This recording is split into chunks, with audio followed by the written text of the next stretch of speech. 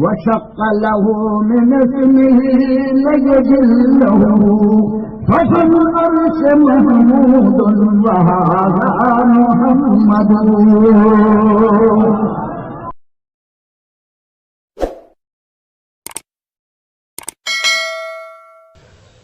السلام علیکم ورحمۃ اللہ وبرکاتہ.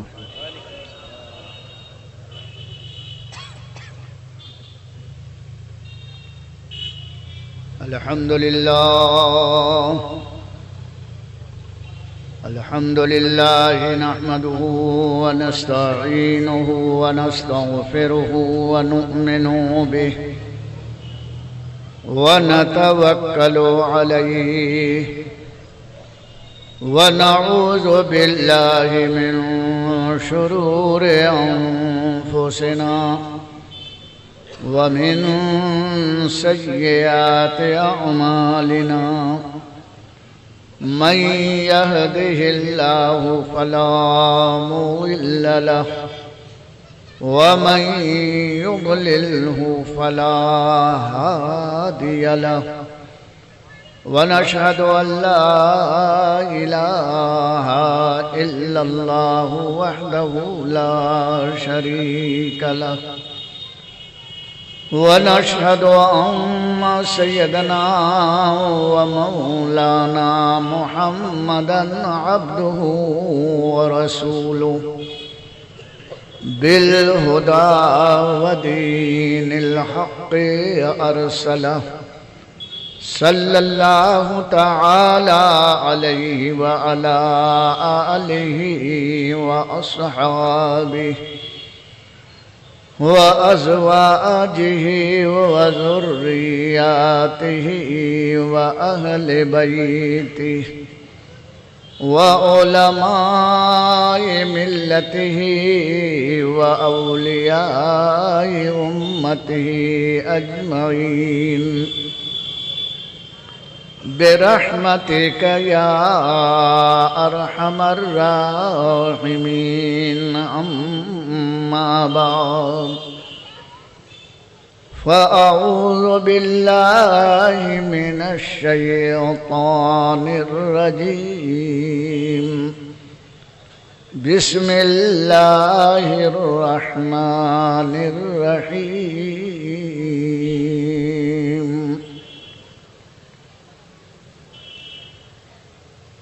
قد جاءكم من الله نور وكتاب مبين. صدق الله مولانا العظيم. إن الله وملائكته يصلون على النبي يا أيها الذين آمنوا صلوا عليه وسلموا تسليما. اللهم صل على سيدنا ومولانا محمد معدن الجود والكرم وآله وأصحابه وبارك وسلم صلاة وسلاما عليك يا رسول الله صلى الله تعالى عليك وسلم. سیدی سرکار اعلیٰ حضرت امام احمد رضا علیہ الرحمت والرضوان فرماتے ہیں ایک ٹھوکر میں احد کا زلزلہ جاتا رہا. ایک ٹھوکر میں احد کا زلزلہ جاتا رہا. کتنا رکھتی تھی وقار اللہ اکبر ایڑیاں. کتنا رکھتی تھی وقار اللہ اکبر ایڑیاں. میرے حضور سید عالم مختار کائنات، ان کا وقار، ان کا دبدبا، ان کی ہیبت تو کوئی سمجھ ہی نہیں سکتا۔ اعلی حضرت فرماتے میرے مصطفیٰ کی ایڑیوں کا وقار دیکھو، میرے مصطفیٰ کی ایڑیوں کا دبدبا اور ہیبت دیکھو، اس کا اثر دیکھو۔ فرماتے ہیں ایک ٹھوکر میں احد کا زلزلہ جاتا رہا۔ شاعروں کی زبان میں اس کو تلمیح کہتے ہیں، ایک ایسا لفظ شعر میں استعمال کیا جاتا ہے جس سے کسی تاریخی وغیرہ واقعات کو فوراً آدمی سمجھ لیتا ہے۔ واقعہ یہ ہوا تھا کہ ایک مرتبہ حضور اکرم صلی اللہ تعالی علیہ وسلم مدینہ منورہ کی مبارک آبادی سے باہر تشریف لائے۔ مدینے سے باہر ایک پہاڑ ہے 5 کلومیٹر کے فاصلے پر، اس پہاڑ کا نام ہے جبل احد۔ چھوٹا سا پہاڑ ہے، بہت بڑا نہیں ہے، لیکن یہ پہاڑ بڑا مبارک پہاڑ ہے، بڑا خوش نصیب پہاڑ ہے۔ حضور اکرم سید عالم صلی اللہ تعالی علیہ وسلم صدیق اکبر یار غار ابو بکر صدیق رضی اللہ تعالی عنہ اور سیدنا عمر فاروق رضی اللہ تعالی عنہ اور سیدنا عثمان غنی رضی اللہ تعالی عنہ، ان تینوں جلیل القدر صحابی کو ہمراہ لے کر اور احد پہاڑ پر چڑھے۔ اس کی چوٹی پر جب پہنچے تو پورا پہاڑ یوں ہلنے لگا، پہاڑ میں زلزلہ آ گیا۔ جب پہاڑ میں زلزلہ آیا تو حضور نے اپنی ایڑی سے ایک ٹھوکر لگایا۔ جیسے ہی ٹھوکر لگایا تو پہاڑ کا زلزلہ ختم ہو گیا۔ یہ پہاڑ کیوں ہلا تھا؟ محدثین فرماتے ہیں کہ جب حضور اس پہاڑ پر تشریف لے گئے تو پہاڑ کو اتنی خوشی ہوئی۔ اب میں آپ سے پوچھتا ہوں، خوشی کس کو ہوتی ہے؟ جس کے پاس دل ہے، جس کے پاس عقل ہے، اسی کو تو خوشی ہوگی۔ اور جس میں نہ روح ہے، نہ دل ہے، نہ دماغ ہے، اس کو خوشی کیسے ہوئی؟ ایک بہت بڑا پرابلم ہے میڈیکل سائنس کے لیے کہ پہاڑ بھی خوش ہوتا ہے۔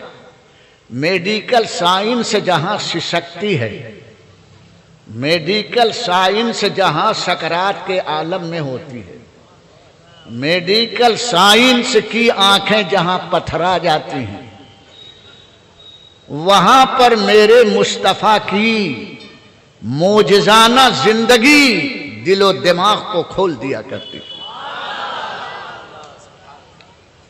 پتھر کو خوشی نہیں مل سکتی، لیکن مصطفیٰ کا قدم پڑا تو پورا پہاڑ جھومنے لگا۔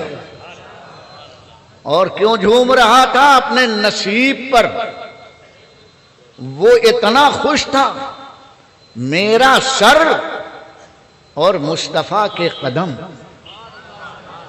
یہ قدم کون سا قدم ہے؟ جب معراج میں اللہ تعالی نے مصطفیٰ کو عرش کی بلندیوں پر بلا کر مہمان بنایا تھا تو عرش جو سب سے اونچا، اس کے بعد کوئی مکان نہیں ہے، لا مکان ہے، وہاں پر حضور نے اپنا تلوائے پاک عرش کے سر پر رکھا تھا اور اللہ نے عظمت کی مسند بچھا کر مصطفیٰ کو بٹھایا تھا۔ اعلی حضرت جھوم کر فرماتے ہیں نہیں، عرش حق ہے مسند رفعت رسول اللہ کی، عرش حق جس پر کوئی نہیں پہنچ سکتا، جبریل جہاں تک نہیں جا سکتے، لا مکان کی مکان کی سرحدیں جہاں ختم ہوتی ہیں، اس کے بعد کوئی مکان نہیں ہے، سب لا مکان ہے۔ کیا ہے؟ سوچو تو یہ دماغ کی فلاپی جو ہے فیل ہو جائے گی۔ وہاں مصطفیٰ تشریف لے گئے اور اعلی حضرت جھوم کر فرماتے ہیں عرش حق ہے مسند، یہ ہے مسند، عرش حق ہے مسند رفعت، بلندی کے مسند کو مصطفیٰ نے ٹیک لگا کر نوازا۔ عرش حق ہے مسند رفعت رسول اللہ کی، اور دیکھنی ہے حشر میں عزت رسول اللہ کی۔ معراج میں تو جبریل بھی نہ دیکھ سکے، وہ سدرہ پر رہ گئے تھے۔ عاشق کہتا تم نے نہیں دیکھا ہے نا، دیکھ لو گے۔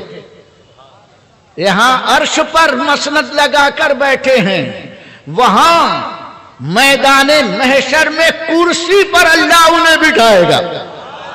عرش و کرسی دونوں کو مصطفیٰ نوازیں گے۔ معراج میں عرش کو نوازا اور حشر میں کرسی کو نوازے۔ آیت الکرسی پڑھتے ہو کہ نہیں؟ وہاں بھی بولتا ہے اللہ کی کرسی پرانی ہو گئی، جب اللہ صاحب بولتے ہیں تو کرسی چڑھ چڑھ بولتی ہے۔ ابے اللہ تعالیٰ کرسی پر کہیں بیٹھتا ہے؟ ان کا دماغ بالکل چڑھ چڑھ ہو گیا اور سننے والا چڑ چڑ ہو گیا۔ ان کی باتیں معلوم نہیں کہاں سے آ جاتی ہیں، چھوڑو ان کو۔ حضور اکرم صلی اللہ علیہ وسلم کے یہ تلوے عرش پر پہنچے تھے۔ احد پہاڑ کیسا جھوما کہ وہ تلوے جو عرش پر پڑے تھے آج میرے سر پر رکھے ہوئے ہیں۔ پورے پہاڑ کو وجد آ گیا اور وہ ہلنے لگا۔ مصطفیٰ نے دیکھا صدیق ہیں، عمر ہیں، عثمان ہیں۔ حضور نے ٹھوکر ماری، زلزلہ ختم ہوا تو حضور نے پہاڑ سے فرمایا اے پہاڑ رک، اس وقت تیرے اوپر نبی ہے، تیرے اوپر صدیق ہیں اور تیرے اوپر 2 شہید ہیں۔ عمر بھی شہید ہونے والے تھے، حضرت عمر کو بھی نہیں معلوم تھا کہ میں شہید ہوں گا۔ عثمان غنی رضی اللہ تعالیٰ عنہ بھی بہت دنوں کے بعد شہید ہونے والے تھے، انہیں بھی نہیں معلوم تھا کہ میں شہید ہوں گا۔ آج مصطفیٰ کلیئر کٹ کر اور اوپنلی خبر دے رہے ہیں اے پہاڑ سن، تیرے اوپر نبی ہیں، صدیق ہیں اور 2 شہید ہیں۔ مطلب یہ ہے مصطفیٰ کا علم تو دیکھو۔ وہاں بھی بولتا ہے کون کہاں مرے گا، مصطفیٰ کو خبر نہیں ہے۔ ابے تو کہاں مرے گا یہ بھی مصطفیٰ جانتے تھے، تو جائے گا کہاں یہ بھی مصطفیٰ جانتے تھے۔ جنت میں جائے گا، اسی لیے جنت میں جائے گا کہ دوزخ میں، نبی جانتے تھے۔ اس لیے میرے اعلیٰ حضرت فرماتے تجھ سے اور جنت سے کیا مطلب، دور ہو۔ ہم رسول اللہ کے جنت رسول اللہ. نعرہ تکبیر، نعرہ تکبیر، نعرہ رسالت، مسلک اعلی حضرت علماء اہل سنت حضرت علامہ مولانا مفتی مجیب اشرف صاحب قبلہ. نعرہ تکبیر. دنیا نے دیکھا کہ حضرت عمر فاروق شہید ہوئے، عمر فاروق اور عثمان غنی شہید ہوئے. کتنے دنوں کے بعد حضور کا وصال ہوا. حضور کے وصال کے بعد 2.5 سال تک حضرت صدیق اکبر مسند خلافت کو زینت فرما رہے تھے، زینت بخش رہے تھے. 2.5 سال یاد رکھنا. حضرت صدیق اکبر کے بعد حضرت عمر فاروق امیر المومنین ہوئے. کتنے سال تک کچھ نہیں معلوم. NRC کا معلوم ہے، صحابہ کے زندگی کے واقعات نہیں معلوم. حضرت عمر فاروق نے 10 سال تک تخت خلافت پر رہ کر اور 10 سال تک انہوں نے انصاف کا وہ شامیانہ لگایا کہ جتنے بے گھر تھے سب کو گھر دے دیا. غور سے سنو، اجڑے ہوئوں کو آباد کر دیا، بے گھر کو گھر کر دیا ہے. یہ اسلامی حکومت ہے. اور آج گھر میں والوں کو باہر نکال دیں. نہیں سمجھے ابھی؟ آج قانون بن رہا ہے گھر والوں کو بھگاؤ. اور اسلام بولتا تھا کہ آدی واسیوں کو، جنگلوں میں رہنے والے بے گھر لوگوں کو گھر بنا کر دو، بے چینوں کو چین دے دو، سسکتے بلکتے ہوں کو مسرتوں کا ساگر عطا کر دو، جو غریب ہیں انہیں روزگار دے دو، جنہیں سروس نہیں ہے اسے سروس دے دو. یہ ہے اسلامی حکومت. سروس سے کان پکڑ کر نکال دو، گھر سے بھگا دو. حضرت عمر فاروق نے 10 سال تک پوری دنیا اسلام میں عدل و انصاف کا پرچم گاڑ کر تاریخ میں بتا دیا کہ مصطفیٰ کے غلاموں کی حکومت کیسی ہوتی ہے. راج کس شہر میں کرتے نہیں تیرے خدام، باج کس نہر سے لیتا نہیں دریا تیرا. یہ حضرت عمر فاروق 10 سال.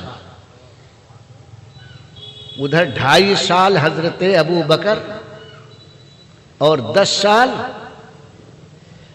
حضرت عمر فاروق نے حکومت کی. کتنے سال ہو گئے؟ 12.5. اور حضور نے 5 سال پہلے یہ خبر دی تھی اپنے وصال سے. اب کتنے کل ہو گئے؟ 12.5 اور 5 17.5 سال پہلے حضور نے فرمایا تھا عمر شہید ہوں گے. اور حضرت عثمان غنی کی حکومت حضرت عمر کے بعد کتنے سال رہی؟ کتنا؟ 13 سال آپ نے حکومت کی ہے. 17 اور 13، ارے جوڑ کے تو بتا، کیلکولیٹر دوں،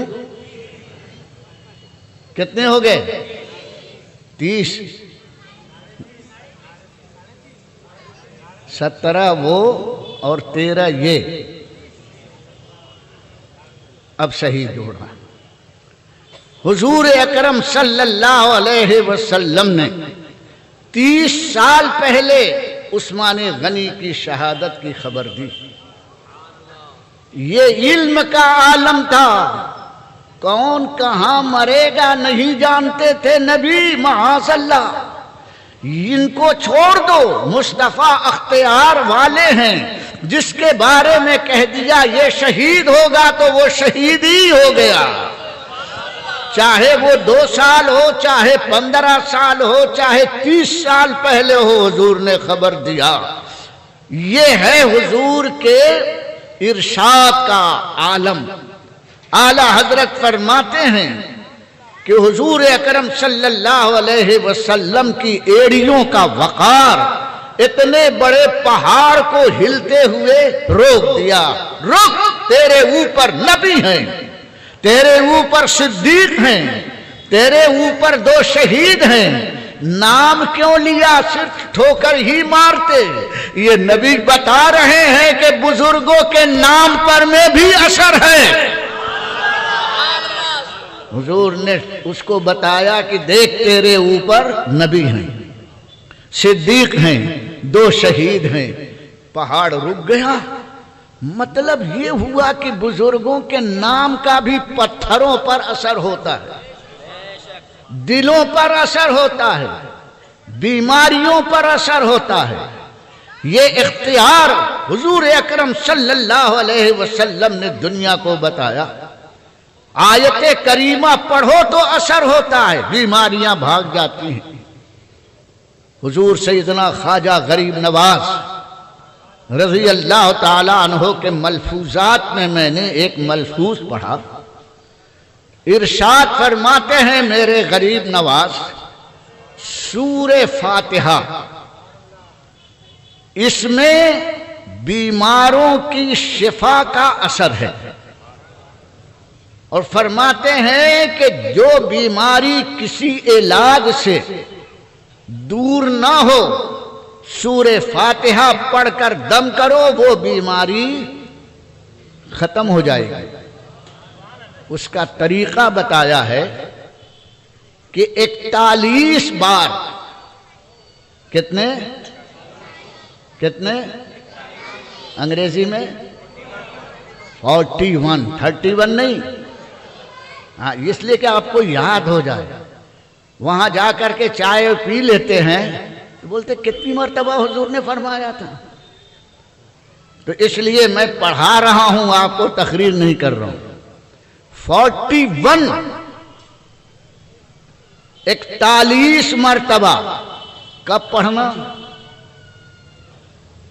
فجر کی سنت اور فجر کے فرض کے بیچ میں جو گیپ ہوتا ہے، فرض اور سنت کے بیچ میں جو ٹائم ہوتا ہے، میرے غریب نواز فرماتے ہیں سورہ فاتحہ کو 41 مرتبہ جو پڑھ کر کے کسی مریض پر دم کرے تو لا علاج بیماری اس کی ختم ہو جائے گی۔ کسی باپو کے پاس جانے کی ضرورت نہیں ہے، مجیب اشرف کے پاس تعویذ لانے کی ضرورت نہیں ہے، یہ اجمیر والوں کا تعویذ بتا رہا ہوں، قرآن کا اثر۔ پھر حضور غریب نواز فرماتے ہیں اسی لیے حدیث میں اس سورہ کو سورۃ الشفا فرمایا گیا ہے۔ حضور نے فرمایا سورہ فاتحہ اس کا دوسرا نام سورہ شفا ہے، یہ اتنی با اثر ہے، پڑھ کر پھونکو اور بیماری بھاگ جائے۔ لیکن کس زبان سے پھونکو گے؟ جھوٹ بولو اور پھر سورہ فاتحہ پڑھ کے پھونکو، گالیاں بکو اور اسی زبان سے سورہ فاتحہ پڑھ کے پھونکو، کیا اثر ہوگا؟ دیکھو رائفل اگر بگڑی ہوئی ہے، پستول بگڑا ہوا ہے اور کارتوس اس میں گولی بہت پاورفل آپ نے ڈال دی تو چھک چھک کرو گے نا، مکھی بھی نہیں مرے گی۔ یہ گولی کا اثر اور قصور نہیں ہے، یہ کیا قصور ہے؟ رائفل کا قصور ہے۔ رائفل اچھی ہو تو کمزور گولی بھی ٹنا ٹن شیر بھی گر جائے، اور رائفل بگڑی ہوئی ہے تو اچھی گولی شن کچھ بھی نہیں ہوگا. یہ زبان رائفل ہے اور یہ سورہ فاتحہ گولی نہیں بولی ہے. اگر اچھی زبان ہے تو اس گولی کو فائر کرو، بڑی سے بڑی بیماری کیا شیطان بھاگ جائے گا، اس میں وہ اثر ہے. لیکن پہلے زبان کو تو سنبھالو. شاید پولیس والے آ گئے ہیں، کون کون کون کر رہے ہیں، میں ابھی جلدی سے ختم کر دوں گا. حضور اکرم صلی اللہ علیہ وسلم پر قرآن اترا. رب نے فرمایا وَنُنَزِّلُ مِنَ الْقُرْآنِ وَنُنَزِّلُ مِنَ مَا هُوَ شِفَاءٌ وَرَحْمَةٌ لِّلْمُؤْمِنِينَ. ہم نے قرآن مسلمانوں کے لیے شفا اور رحمت بنا کر بھیجا. قرآن بھی رحمت. وَمَا أَرْسَلْنَاكَ إِلَّا رَحْمَةً لِّلْعَالَمِينَ. اور اے حبیب ہم نے بھی آپ کو رحمت بنا کر بھیجا. نبی بھی رحمت اور قرآن بھی رحمت ہے. ماشاء اللہ. اس رحمت سے ہم کو فائدہ حاصل کرنا ہے. یہ رحمت ہے، رحمت سے فائدہ حاصل کرو. اس میں بڑا اثر ہے. مصطفیٰ کا اختیار تو دیکھو. اللہ اکبر. ایک صحابی ہیں، جنگ ہو رہی ہے. ہمیشہ کفر سے جنگ ہوئی، کبھی ہتھیار سے، کبھی زبان سے، اور کبھی نعرے تکبیر سے. ہاں، ایک کافر نے ایسا نیزہ مارا، بھالا مارا کہ صحابی کی آنکھ نکل کر کے، اور جو اس میں رگ اور نس ہوتی ہے اس میں لگی ہوئی لٹک رہی ہے. بولو کتنی تکلیف ہوئی ہوگی، ہے نا؟ ایک تنکا چلا جاتا ہے، ذرہ چلا جاتا ہے تو دیکھ کھسڑ پھسڑ کھسڑ پھسڑ ملتے ملتے لال کر دیتا ہے، چین نہیں رہتا ہے. اور پورا بھالا آنکھ میں چلا گیا، آنکھ کا پورا ڈھیلا لٹک رہا ہے. خدا کی قسم اس صحابی کی ہمت کو داد دو. نہ روئے، نہ چیخے، نہ آنکھ کو ملا. اپنی آنکھ لٹکتے ہوئے ڈھیلے کو ہاتھ پر رکھ لیا. کہاں جا رہے ہیں؟ ہاسپٹل نہیں جا رہے ہیں. کسی نے پوچھا کہاں جا رہے ہیں؟ کہاں مصطفیٰ کے پاس جا رہے ہیں. خیمہ منورہ میں سرکار تشریف فرما تھے. جیسے ہی دیکھا فرمایا اجلس، بیٹھ جا. صحابی بیٹھ گئے اور اپنے ہاتھ سے لٹکے ہوئے ڈھیلے کو آنکھ کے گڈھے میں حضور نے رکھ دیا. آنکھ فٹ ہو گئی.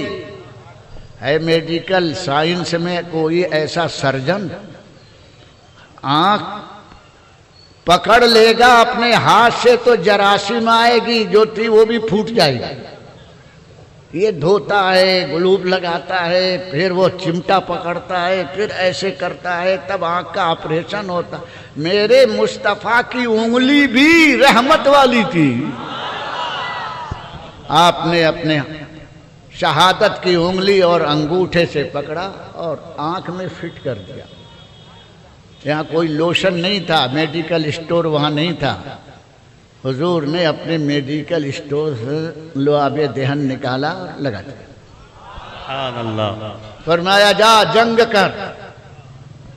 حضرت قتادہ رضی اللہ تعالیٰ عنہ اٹھے، تلوار سواری، پھر چلے گئے. صحابہ دیکھ رہے ابھی تو اس کی آنکھیں لٹک رہی تھی، اب تو خوبصورت آنکھ ہو گئی. صحابہ کرام فرماتے ہیں جو پہلے سے تھی اور جس کو مصطفیٰ نے بنایا تھا. صحابہ کہتے تھے جس آنکھ کو مصطفیٰ نے بنایا تھا، ٹھیک کیا تھا، اس میں زیادہ حسن تھا، زیادہ خوبصورتی تھی. اور جو نیچرل تھی پتہ چل جاتا ہے یہ پہلے کی ہے یہ بعد کی ہے، یہ مصطفیٰ کی عطا ہے، یہ اختیار تھا جناب محمد الرسول اللہ صلی اللہ علیہ وسلم کا. ایک صحابی لڑ رہے تھے اور وہ جنگ میں گرے. یہ پیر کی ہڈی ٹوٹ گئی، ایک پاؤں سے لڑکھڑاتے لڑکھڑاتے مصطفیٰ کی بارگاہ میں آئے صلی اللہ علیہ وسلم۔ ارشاد فرمایا کیا ہوا؟ سرکار گر گیا اور پاؤں کی ہڈی ٹوٹ گئی ہے، اب لڑنے سے محروم ہو گیا۔ حضور نے فرمایا اور قریب آ جاؤ، ادنو منی، آجا میرے قریب۔ آئے، حضور نے ایسے پکڑ کر کے یوں جوڑ دیا، مرہم لگا دیا، لعاب دہن لگا دیا، کہا کھڑے ہو جاؤ۔ کھڑے ہو گئے، درد ہے کچھ بھی نہیں، جاؤ لڑو۔ سبحان اللہ، نعرہ تکبیر، نعرہ رسالت، حضور اشرف الفقہا، حضور اشرف الفقہا۔ خدا کی قسم یاد رکھو، دنیا میں کوئی میڈیکل سائنس اتنی ترقی نہیں کی کہ لعاب دہن لگا دو شفا مل جائے۔ یہ اختیار محمد الرسول اللہ صلی اللہ علیہ وسلم۔ کس چیز کی کمی ہے مولا تیری گلی میں؟ کس چیز کی کمی ہے مولا تیری گلی میں؟ دنیا تیری گلی میں، عقبہ تیری گلی میں۔ دین مانگو دین، علم مانگو علم، رزق مانگو رزق، اور بیماری سے شفا مانگو، جو مانگو مصطفیٰ عطا فرما دیا کرتے ہیں۔ حضرت ابو ہریرہ رضی اللہ تعالیٰ عنہ کا مشہور واقعہ ہے، وہ بار بار بیان فرماتے تھے، میرا دماغ ایسا تھا کہ جو کچھ سنتا تھا بھول جاتا تھا۔ آج کل ایسے لوگ ہیں جو موبائل زیادہ کھیلتے ہیں، تعویذ کے لیے آتے ہیں، حضور پڑھتا ہوں بھول جاتا ہوں۔ میں بولتا موبائل کھیلتا، بولا ہاں۔ یہ موبائل جو ہے یہ دماغ کی پچی نکال دیتا ہے، اور جتنے انرجی کے وال ہیں اسے وہ ڈم کر دیتے ہیں، نسیان کی بیماری پیدا کرتے ہیں۔ اے اسٹوڈنٹس، اے طلبہ، اے نوجوان، اس لعنت کو اگر رکھنا ہے تو گھر میں رکھو، جیب میں رکھنا ہے تو جیب میں، ہمیشہ موبائل کو آنکھوں کے سامنے رکھو گے، دماغ سا ستیہ ناش ہو جائے گا۔ بغیر بجائے موبائل کے قرآن ہاتھ میں لے دیا کرو، دل و دماغ روشن ہو جائے گا۔ نعرہ تکبیر، نعرہ رسالت، حضور اشرف الفقہا، اختیارات مصطفیٰ کانفرنس۔ حضرت ابو ہریرہ فرماتے ہیں میرا پیدائشی کیچنگ پاور میرا بہت ویک تھا، جو سنتا تھا بھول جاتا تھا، پریشان تھا۔ فرماتے ہیں کہ ایک دن حضور کی خدمت میں پہنچا اور میں نے اپنے نسیان اور قوت حافظہ کی شکایت کی، یا رسول اللہ صلی اللہ علیہ وسلم، جو سنتا ہوں بھول جاتا ہوں تھوڑی دیر میں، تو مجھے آپ یاد شکتی دے دیجئے۔ ذرا سوچو، یاد شکتی کوئی دہی ہے جو ہمارے یہاں پر ناگوری ڈیری سے ملتی ہے، یا کوئی مٹھائی ہے، پیڑا ہے کہ جا کے خرید کے 1 کلو 2 کلو لا کر کے دے دو؟ نہیں، یاد شکتی کیسے ملے گی؟ حضور فرماتے ہیں اے ابو ہریرہ چادر بچھا دے۔ انہوں نے اپنی چادر بچھا دی، مانگ رہے ہیں یاد شکتی، اور حضور فرماتے چادر بچھا۔ کوئی اناج تھا کیا؟ لیکن مصطفیٰ کی عطا تو دیکھو، ان کے دینے کا انداز نرالا دیکھا۔ چادر بچھا دے۔ حضرت ابو ہریرہ نے چادر بچھا دی، اور پھر حضور نے اپنے ہاتھ کو اوپر کیا اور یوں جیسے کوئی چیز اپنے لپ میں بھر رہے ہیں، کرنے کے بعد چادر میں یوں ڈال دیا۔ حضرت ابو ہریرہ دیکھ رہے ہیں کچھ تو نہیں آیا، لیکن وہ آیا جو نظر نہیں آتا۔ پھر حضور نے یوں کیا اور پھر ڈال دیا۔ 3 مرتبہ یہ حضور کی ادائے نبوی تھی، ادائے عطا تھی۔ پھر ابو ہریرہ دیکھتے رہے۔ حضور نے ابو ہریرہ رضی اللہ تعالی عنہ کو دیکھا، کہا اسے وال لو۔ کیا بولتے ہیں خاندیش میں؟ وال ہی بولتے ہیں، مجھے جو ایسے وال لیا، ایک کونا ادھر، ایک کونا ادھر، ایک کونا ادھر، ایک کونا ادھر۔ پھر حضور نے فرمایا ابو ہریرہ اسے سینے سے لگا لو۔ والی ہوئی چادر اٹھا کر سینے سے لگایا۔ ابو ہریرہ رضی اللہ تعالیٰ عنہ فرماتے ہیں قسم ہے اس ذات کی جس کے قبضہ قدرت میں میری جان ہے، اس دن سے ایک لفظ نہیں بھولا، جیسا سنتا تھا پوری زندگی ویسے ہی یاد رہتا تھا۔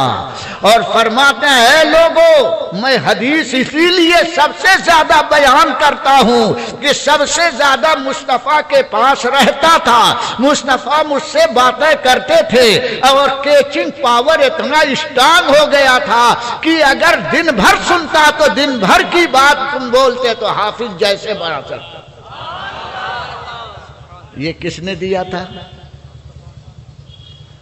حضرت ابو ہریرہ رضی اللہ تعالیٰ عنہ نے کہا قوت حافظہ دے دیجئے، تو حضور کوئی وظیفہ بتا دیتے، عشاء کے بعد 200 مرتبہ 500 مرتبہ 2000 پڑھ دیا کرو تمہارا دماغ ٹھیک ہو جائے گا۔ نہیں، حضور مختار کل تھے، علم بھی دیتے تھے، قوت حافظہ بھی دیتے تھے، اور ٹوٹی ہوئی ٹانگ بھی اچھی کرتے تھے، پھوٹی ہوئی آنکھ بھی عطا فرماتے تھے۔